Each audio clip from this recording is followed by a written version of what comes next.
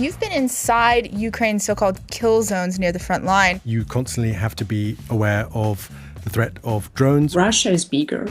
They have more capacity. They have more people. They have bigger budget. You've seen the instances of Russian oil refineries being hit. That resulted in losses to Russian oil export revenues for $2.2 billion. Ukrainian drones are getting deeper into Russia all the time, hitting energy sites, air defenses, and military infrastructure as well. Near the front line, the so-called kill zone is expanding too, making it harder and more expensive for Russian forces to move troops and equipment. But it is also an industrial and economic fight. Economic collapse on either side would, of course, mean losing the war, regardless of military strategy or morale on the ground. And both Russia and Ukraine are being pushed to the brink. Nick, you've been inside Ukraine's so-called kill zones near the front line. What did you find when you were there? It just means that anywhere, probably within 30 kilometers now, previously 20 of the front lines, you constantly have to be aware of the threat of drones, right? Previously, maybe even a couple of years ago, that would have been more like 5. That means you barely have any cars moving around because they're just too easy a target. They're too visible. People are moving on soldiers, but even civilians are moving, if they can, under the cover of trees. In the summertime, they're trying to spend as little time as possible out in the open. You've got Russian soldiers using motorbikes sometimes or going on foot, trying to use the hours of dawn and dusk, because during nighttime you've got night vision lenses on those drones, and obviously during the day things are visible. So the only kind of slightly safer time is the kind of in between when the night vision doesn't work anymore and the normal drones are not ready yet to do their flights. So it basically means that people sometimes get stuck in trenches for months at a time because they can't get out safely and have to wait for fog or some other kind of big weather event to get out. Wow. We've seen a lot of conversation about scale, making as many drones as possible. But we're seeing Ukrainian drones doing things that they previously couldn't, striking deeper into Russian territory, for example, and causing more damage. How has Ukraine really managed to do that? Well, unlike Russia, it's not a government-led initiative, right? You don't have government weapons companies. This is basically a Miltech, for the most part, a Miltech scene that gets government contracts and now is allowed to sell abroad, which is going to allow them to bring in a bit more capital and generate some income. It's obviously pretty difficult, right? Under wartime conditions, those factories getting bombed. So lots of it is kind of decentralized. Some of the more valuable stuff is being done in European countries to get it away from Russian missiles. But I think the key thing about all this is that most of this technology is made up of very ordinary spare parts, right? Things that are commercially available that are not specific to military uses, that are cheap. And what makes the kind of innovation interesting is how it all fits together, and often the software and the kind of AI that helps to kind of direct those drones and to give them the information to actually reach their targets the way they're meant to. So it almost sounds to me like a startup scene that's really in a bit of a, I don't know if pressure cooker is the right terminology here, but in this very specific environment. Certainly you have people who pre-war were not in the military sphere, right? That is basically the one growth industry in Ukraine right now. And you have a lot of competition there. There is a lot of worry in Ukraine that Ukraine is good at coming up with new ideas, but doesn't have the same capacities as Russia does to then scale the stuff that works, whereas Russia often follows what the Ukrainians are doing and then chooses one option and produces it en masse, whereas Ukraine will have lots of different companies competing and lots of different small output of similar but not the same systems. I think you might remember a couple of months ago there was a big scandal when the head of Rheinmetall, a big German arms company, was saying that there's no innovation in Ukraine, that basically it's housewives using 3D printers in their kitchens, that this is Lego technology. And I think the Ukrainian answer to that usually is, well, there's nothing wrong with Lego, right? If this is easy and can be scaled, what's important is what it can do, not how innovative the actual spare parts are and how expensive it is, right? Just how tough is this economic battle, and how decisive of a factor is that for the near future? I mean, obviously, Ukraine is on economic life support from Europe. That's clear. No one is denying that in Ukraine's government. But now there's that 90 billion euro loan for the next couple of years. So basically the kind of government budget situation is safe for a while. In terms of Russia, the Ukrainians were really hoping, because at the beginning of the year, it really looked like they were running out of cash. They were having to basically get tough on small businesses, try and improve tax enforcement, basically desperately looking for money where they could find it. And Right. then Trump basically gave them a lifeline with this war in Iran Yeah. and that jump in oil prices. I remember at the beginning of the year, prior to even, I think it was right around the time that the U.S. military action happened in Venezuela, there was this conversation around like a glut of oil, that oil prices were expected to go lower, but obviously that hasn't happened. It hasn't happened, and there are different calculations on how many billions of dollars Russia is making in addition to what it would have been thanks to this war of Donald Trump's. I think it's not clear, how much that's going to long-term save them. Right now, it's got them out of a bind, but there are longer-term processes, right? Russia's economy is very focused on military production. They have sky-high interest rates to deal with inflation. So basically, the kind of real productive economy is kind of crowded out and is really struggling to invest and to, develop. So the question is, once that military tap is gone, what happens to the rest of the Russian economy? Can Russia afford to not fight wars, without risking a kind of economic collapse? And also some of the kind of technology stuff, right? Lots of these Western sanctions that came at the beginning of the war, they're now finally being felt because stuff, equipment, things for Russia's oil refineries that keep getting hit, that kind of stuff is often, you can't just buy it off AliExpress from China. It comes from certain Western manufacturers, and now the stocks of all those spare parts are running low, and the impact is actually finally being felt. So this year is quite unique because this is the first year when Ukraine has pretty solid commitments for financing of this budget till 2027, till the end of the year, and even already some pre-committed funding from the European Union budget starting from 2028. So at the same time, Russia economy is also the first year where their budget deficit and their external debt is getting so high that it's becoming a question how they're going to finance it. Of course, for some time, Russia going to get these extra revenues because of the oil market and Hormuz Strait, the Iran situation that was there for a while. But fundamentally, they have external debt at 480 billion, at approximately 2 trillion GDP. So, and no one gonna lend them money. So Ukraine is in the situation when we have significant debt, but we have commitments from our foreign partners to finance the defense and to finance the budget of Ukraine. And Russia has a gap that they have no symptoms how they're gonna finance it this year and next year. So the balance is shifting. Okay, and Iryna, I want to move to you now and just give us a snapshot of how important industry is in Ukraine for fighting this war. Obviously, it is important. It does play a key role, but maybe you could make that a bit concrete for us. It's a very good question, and I can talk a lot about it, but Brave1 is in charge of innovations and cutting-edge products. And we are talking now about UAVs, UGVs, electronic warfare, AI solutions. And from this standpoint, we understand that for this year, Ukraine planned to manufacture more than 7 million different types of drones. And we understand that this amount will be even bigger because we see that Russia is bigger. They have more capacity, they have more people, they have bigger budget, they have a lot of conventional type of weapon. And we understand that we need to work asymmetrically.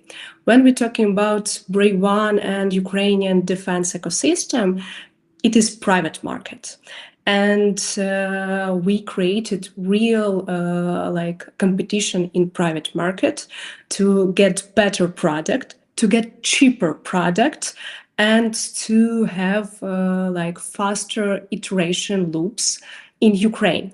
And for now, what I see for the future, very easy example. We have trouble with Shahids. We have a lot of Iranian drones from Russia. And half year ago and even year ago, we didn't have ecosystem in Ukraine that could cover such a huge threat from the Russian side. What we done, we changed Ukrainian legislation. We talked with Ukrainian market and we said that in this year, we will have huge threat with Iranian drones or Russian drones, Shahids. And for now, we have like more than 100 different manufacturers in Ukraine that produce different type of interceptors.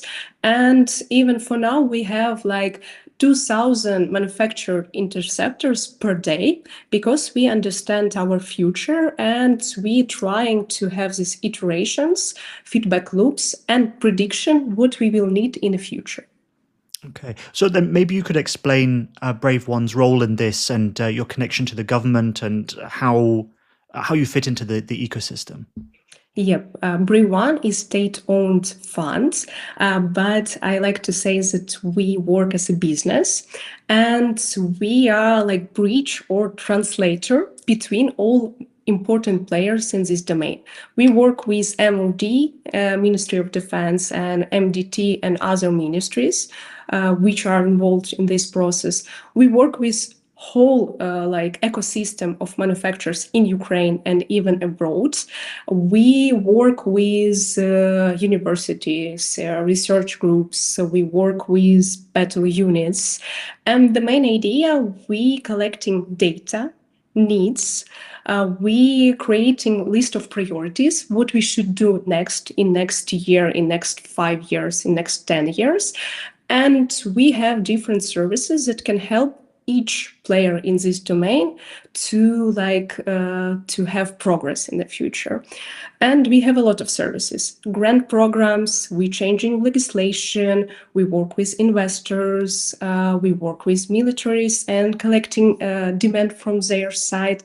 And we work with all these players to find cutting edge solution, to make mass production of these solutions, and to exchange experience with our international partners. We do a lot, but the main idea of Brave1 to find cutting edge solutions like interceptors or AI solution, and to help to implement it and to scale it in Ukraine, and even to help our international partners to receive this experience from our side. Okay. Nataliia, what would you say is the importance of drones in the economic war? And I'm thinking, for example, that these drones can strike key infrastructure in Russia, for example, so oil refineries. So this plays a role at that level as well. Absolutely. So the defense tech and the ecosystem that Iryna described, which Brave1 supports, it's important for Ukrainian economy and it's important against Russian economy. So why it's important for Ukrainian economy? It's because the defense production right now, it's more than $12 billion as of last year.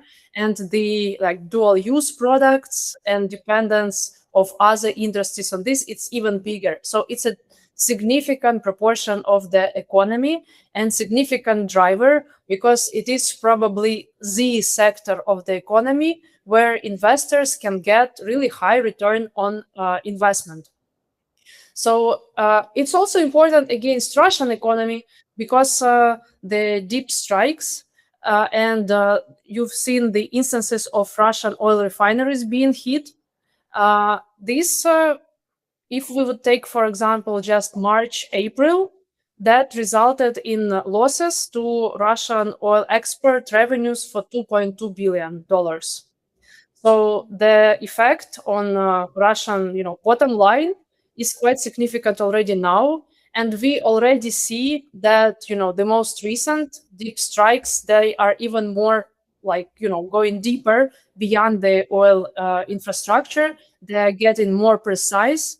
So I would say that in the, this year, next year, basically the effect can be much more significant with hitting more supply chains and the industrial production, because we already have examples of not only oil refineries being hit, but actually production in Russia of critical components for warfare being hit.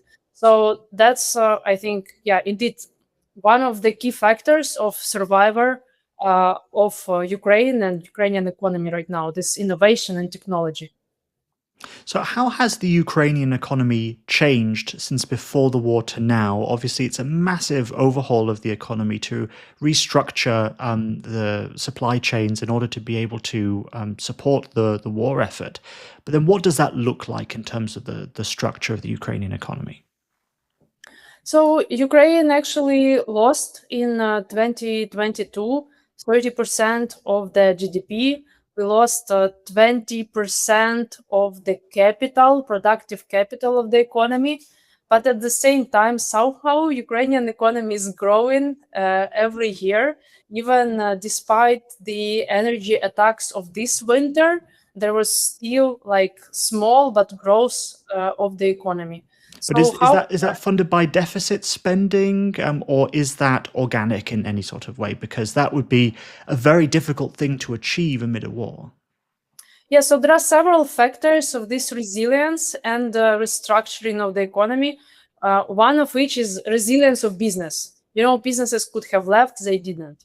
So most of the businesses, like in agriculture, in food processing, they started doing new type of products in some cases, like moving from more raw products to processed, which are more easy to transport.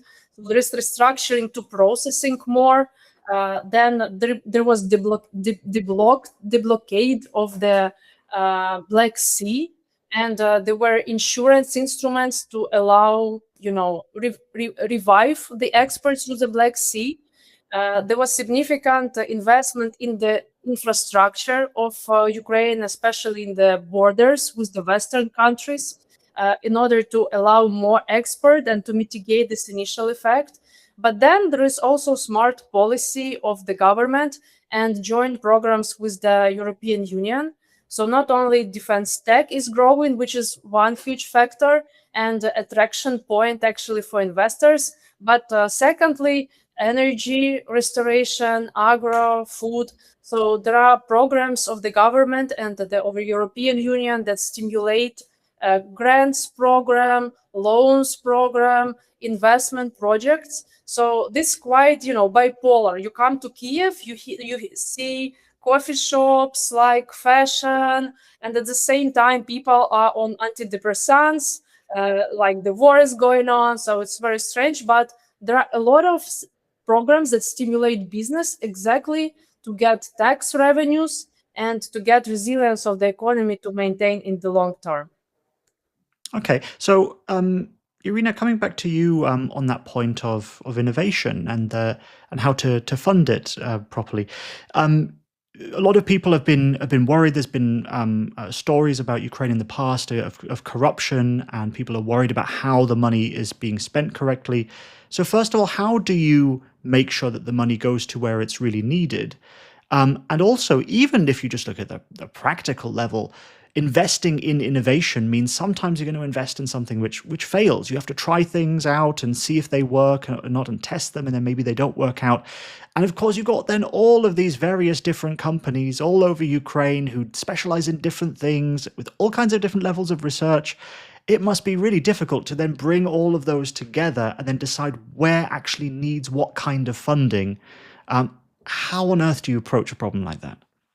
We have experts from MOD, from general staff. We have information from different sources.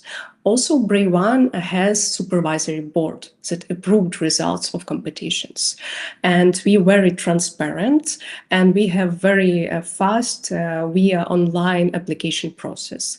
And it's important. But when we're talking about next steps, we issued grants, but we have special programs with bank ecosystem in Ukraine. And for sometimes we check in an idea because we have little checks. But when we have huge checks, of course, we asking a prototype that must be tested in a field. And for the grant program, it's very transparent. That's why we have such a huge demand from our partners to start such a program with Norway, France, Germany, and other countries. Okay. And additionally, we have Brave1 markets and budget from battle units when they can decide what they would like to have. They don't wait like list from MOD. Ukrainian militaries have opportunity to purchase different type of drones by themselves.